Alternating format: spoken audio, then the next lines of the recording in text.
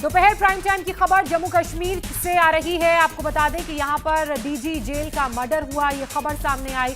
DG jail Hemant Lohia murder में police को बड़ी कामयाबी हाथ लगी है। पुलिस ने लोहिया के नौकर यासिर अहमद को गिरफ्तार कर दिया है, जो फरार चल रहा था।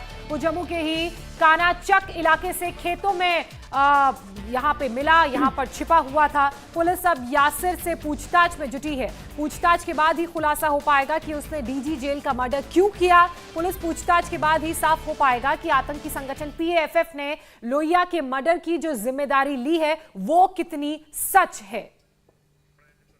तो इस वक्त की बड़ी खबर, यासिर वो नौकर डीजी जेल का जिस पर मर्डर का आरोप है और उसके बाद से ही जो फरार चल रहा था उसे पुलिस ने गिरफ्तार कर लिया है। उसकी डायरी हालांकि पुलिस को पहले ही मिल गई थी, जिसमें वो शेरो शायरी करता था और उस डायरी से और उस शेरो शायरी से पता चलता है कि वो डिप्रेशन में भी था। देखिए, जम्मू कश्मीर के डीजीपी दिलबाग सिंह ने हेमंत लोहिया के मर्डर की जिम्मेदारी लेने के आतंकी संगठन पीएएफएफ के दावे को खारिज कर दिया है। दिलबाग सिंह ने कहा कि आतंकी संगठन बेशर्मी से वारदात को अंजाम देने की जिम्मेदारी ले रहे हैं। दिलबाग सिंह ने कहा कि लोहिया के नौकर ने इस वारदात को अंजाम दिया है। शुरुआती जांच के मुताबिक उसकी दिमागी हालत स्थिर नहीं लग रही है। कुछ रेलेवेंट क्लूज ऐसे मिले हैं जिससे लगता है कि उसका स्टेट ऑफ माइंड जो थोड़ा सा काफ़ी डिफरेंट था, और पुरानी उनकी हिस्ट्री में भी थोड़ा पता चल रहा है कि काफ़ी एग्रेसिव नेचर का वो आदमी था।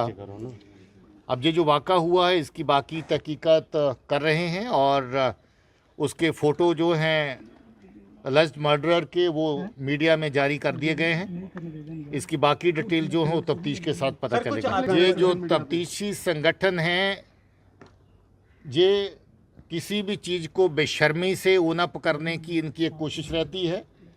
इस तरह का कोई अभी तक क्ल्यू जहाँ पर नहीं है, उस इशू को फॉर द टाइम बीइंग तो हम रूल आउट करते हैं, मगर तफ्तीश के दौरान अगर कोई ऐसी बात आएगी तो उसको देखा जाएगा।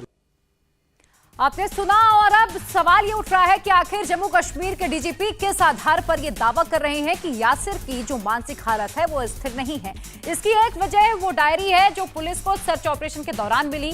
कहा यह जा रहा कि ये डायरी यासिर ने लिखी है। इस डायरी से लग रहा है कि वो डिप्रेशन में है।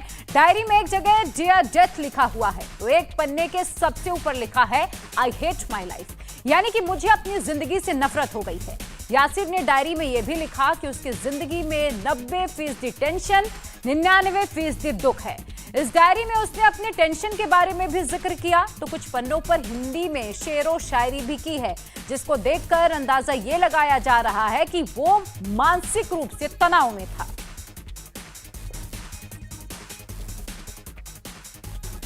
और हमारे संवाददाता मंजूर मीर इस वक्त हमारे साथ जुड़ चुके हैं। मंजूर, यासिर की तलाश की जा रही थी, वो मिल गया है, अब पूछताछ उससे होगी, लेकिन उससे पहले जो डायरी मिली है वो इशारा कर रही है कि वो मानसिक रूप से ठीक नहीं था।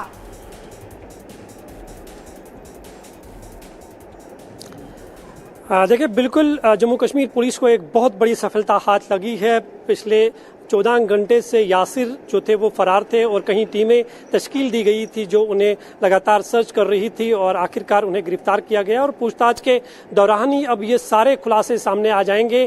क्या वाकई में जो पीएएफएफ नाम मिलिटेंट संगठन ने यह दावा किया है कि उनके एक स्क्वाड मेंबर ने इस हमले को अंजाम दिया है, और या फिर वाकई में जो पुलिस कह रही है कि उसका जो मानसिक हालत जो थी वो ठीक नहीं थी। क्योंकि उसके सर्च ऑपरेशन के दौरान जो यासिर के हाथ की लिखी गई जो डायरी है, उस डायरी से दो बातें जो है वो साफ तौर पर दिखाई दे रही है। एक तो वाकई में जो पुलिस दावा कर रही है कि उसका जो दिमागी तवाजुन है वो ठीक नहीं है। दूसरा ये, जब भी कोई मिलिटेंट जिसकी एज बहुत कम होती है वो इस तरह की शायरी जो है हमेशा करते हैं, जो हमने पिछले कई सालों में देखा है। जो मिलिटेंट एनकाउंटर्स में मारे जाते थे उनके से जो बरामद चीजें होती थी, तो वहां पर भी इसी तरह की शायरी जो है लिखी होती है, जो अपनी जिंदगी से नफरत करते थे और वो कहते थे कि शायद जहादी एक ऐसा चीज है जिससे वो जन्नत में जाएंगे। तो ये बहुत सारे सवाल है जिसका जवाब जो है कुछ देर के बाद पूछताछ के बाद सामने आएगा। लेकिन पुलिस ने फिलहाल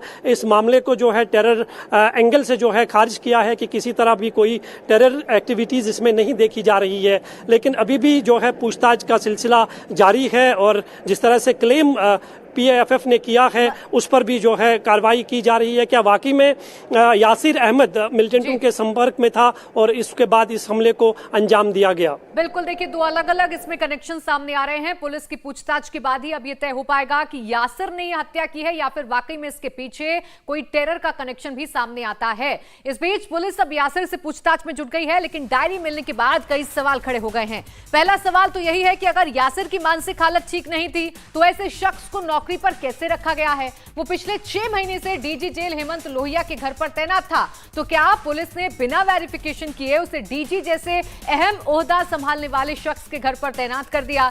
डिप्रेशन के बाद भी यासिर कैसे डीजी के घर पर तैनात था, ये बड़ा सवाल है।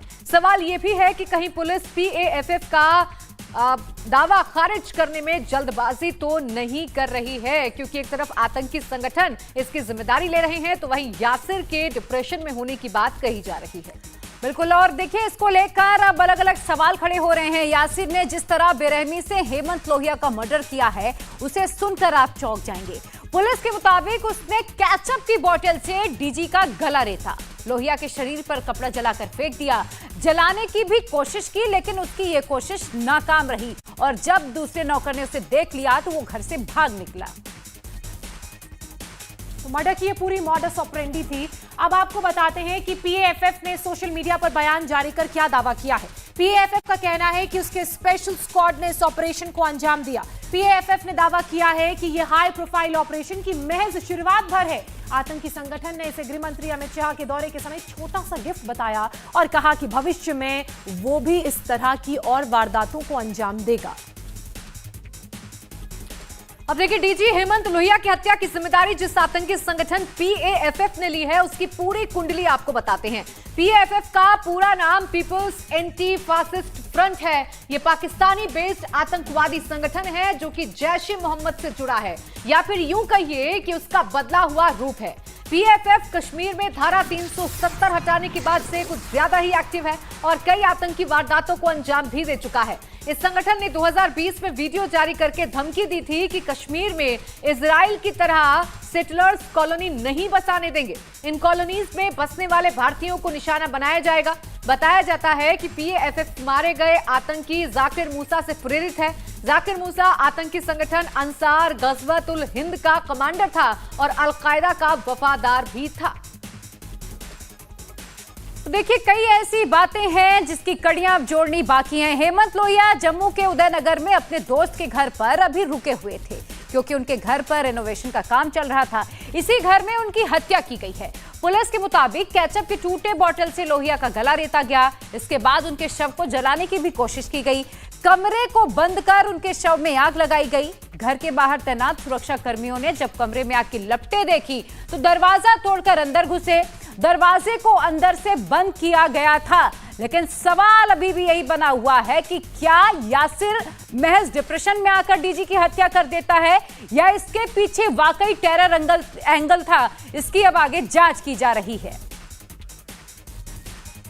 और जांच के बाद ही असल सच्चाई सबके सामने आएगी। इंडिया टीवी हर वक्त हर जगह डाउनलोड करने के लिए सर्च करें India TV news Google play store या ऐप स्टोर पर।